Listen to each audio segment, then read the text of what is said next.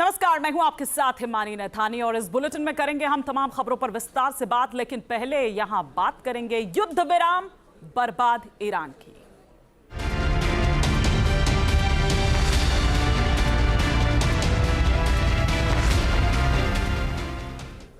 बड़ी खबर के साथ शुरुआत कर रहे हैं। लेबनान के टायर सिटी में अलर्ट के बाद अटैक हुआ है। आईडीएफ की वार्निंग के बाद टायर सिटी में यह भीषण हमला हुआ है।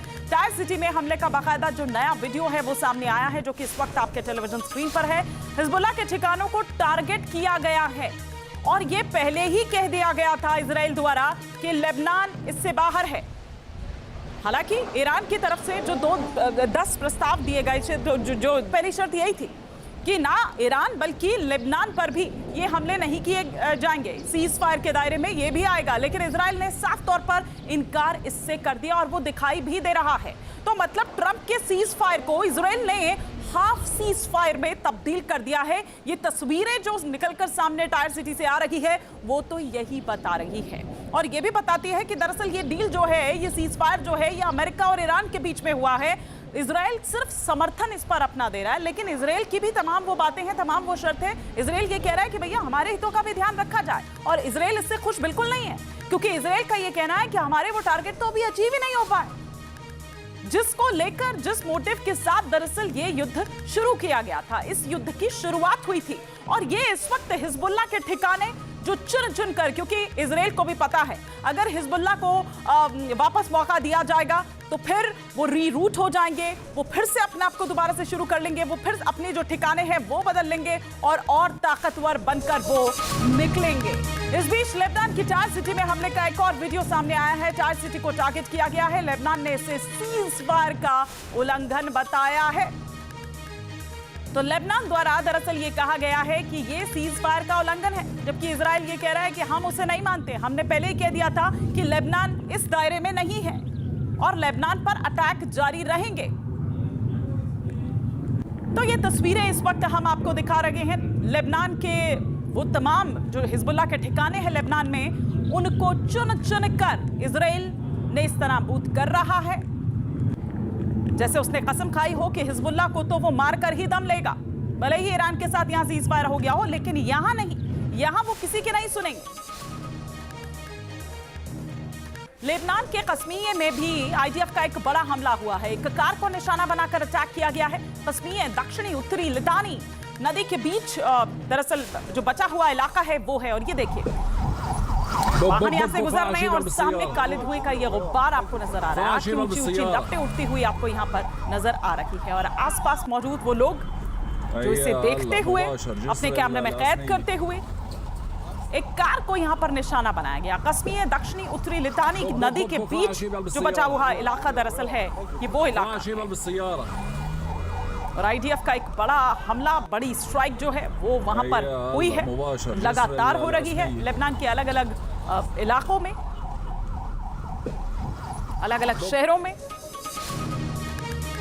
इस बीच इजराइल के हमलों के बीच हिजबुल्लाह का बयान सामने आया है कि हमलों के बाद भी हिजबुल्लाह ने 2 हफ्ते का सीज फायर स्वीकारा है। दक्षिणी लेबनान पर इजराइल का हमला जारी है। दक्षिणी लेबनान में इस हमले में 12 लोगों की मौत हो गई है। इजरायली पीएम बेंजामिन नेतन्याहू ने ऐलान किया था कि 2 सप्ताह के ईरान यूएस युद्ध विराम में लेबनान शामिल नहीं होगा।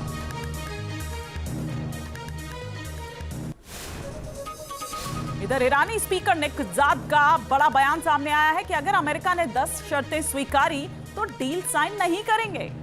ये ईरानी स्पीकर ने कहा है, निकजाद, जिनका बड़ा बयान सामने आया कि अगर अमेरिका ने 10 शर्तों को स्वीकार किया तो ठीक, वरना डील साइन नहीं होगी।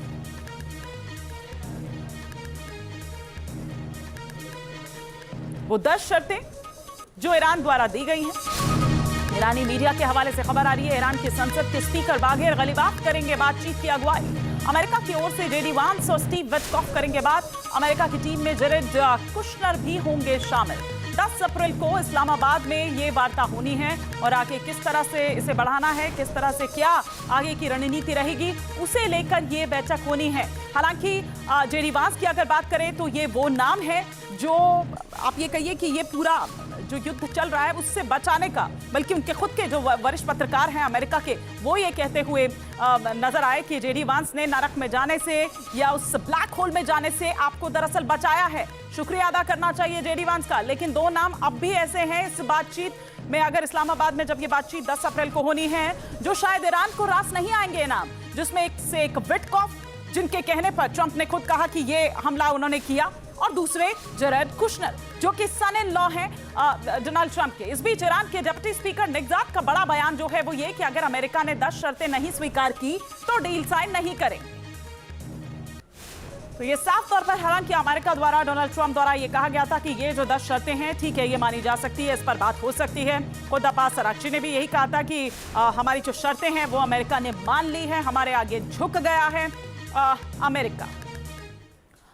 और इजराइल ने सीज फायर का ऐलान होने से पहले ईरान के कई शहरों में घातक हमले किए। इस दौरान एनर्जी साइट्स को भी नुकसान पहुंचाया गया।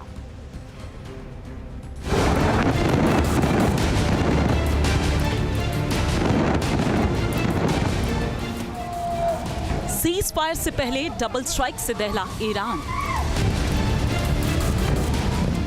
अमेरिका और इजराइल ने किए भीषण हमले। तेहरान समेत कई शहरों को बनाया निशाना, सिविलियन इंफ्रास्ट्रक्चर को किया तबाह।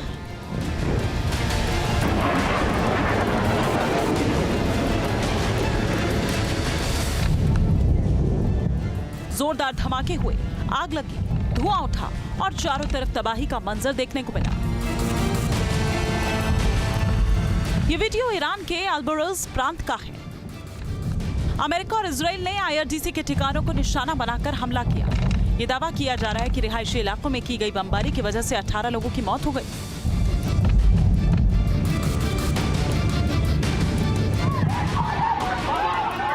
पश्चिमी तेहरान के करज शहर पर भी इजराइल और अमेरिका के फाइटर जेट्स ने कहर बरपाया।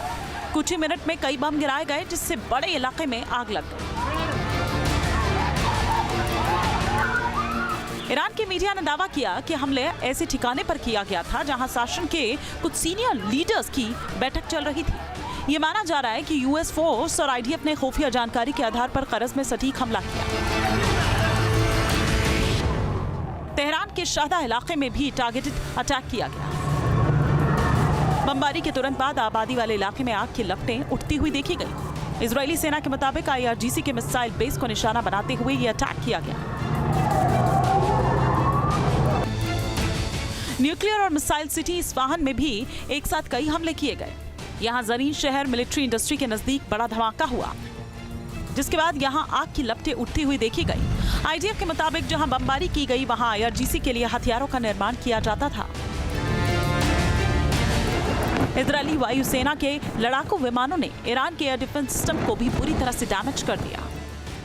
आईडीएफ ने अपनी ऑफिशियल वेबसाइट पर एक वीडियो भी शेयर किया जिसमें तबाही का मंजर दिखाया गया है। फाइटर जेट्स ने सटीक स्ट्राइक की और आईआरजीसी की क्षमताओं को बुरी तरह से प्रभावित किया।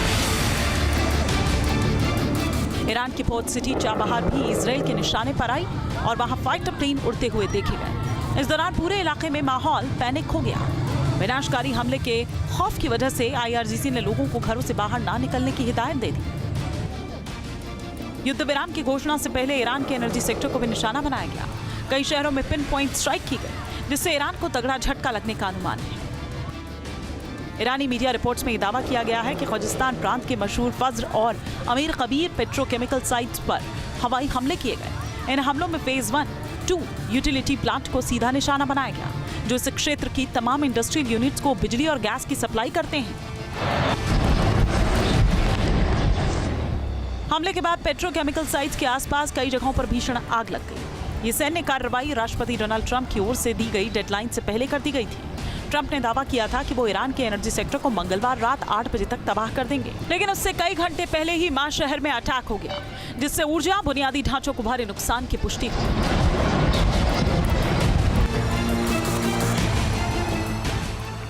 अमेरिका और इजराइल के हमलों में पूर्वी तेहरान एक रिहायशी बिल्डिंग तबाह हो गई। भीषण बमबारी के बाद यहां मलबे का ढेर देखा गया, साथ ही डरे सहमे लोग भी नजर आए। आईडीएफ ने दावा किया कि इस इमारत को आईआरजीसी ने अपना ठिकाना बनाया हुआ था, इसीलिए यहां बमबारी की गई। अब भले ही 2 हफ्ते तक हमला न करने का दावा किया गया हो, लेकिन उससे ठीक पहले ईरान को गहरे जख्म दिए गए। 39 दिनों तक लगातार बारूद बरसाया गया। अमेरिका और इजराइल ने ईरान की फायर पावर को बुरी तरह से डैमेज किया। अमेरिका लगातार ये दावा करता रहा है कि जंग के बीच में ही ईरान की 90% तक ड्रोन और मिसाइल क्षमताएं तबाह हो चुकी थी। मतलब ईरान के सामने अपनी मिलिट्री कैपेबिलिटी को अब दोबारा हासिल करने की भी एक बड़ी चुनौती होगी। Team news nation.